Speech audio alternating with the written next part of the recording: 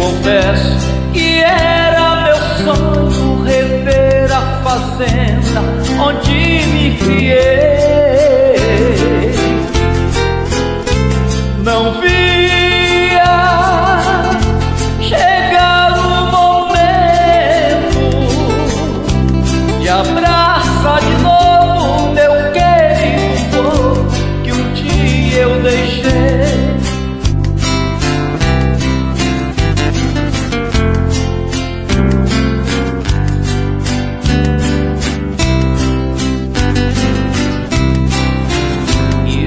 Surpresa cruel me aguardava ao ver a fazenda como se transformou. Quase todos dali se mudaram e a velha colônia deserta ficou. Os amigos que ali permanecem transformaram tanto que eu nem conheci.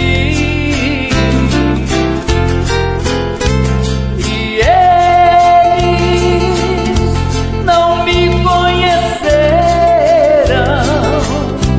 e nem perceberam que os anos passaram e eu envelheci.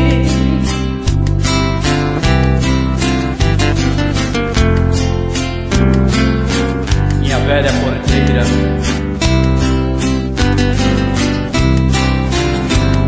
você, minha velha porteira, também não está como outrora deixei. Seus morões pelos tempos ruídos no solo caídos também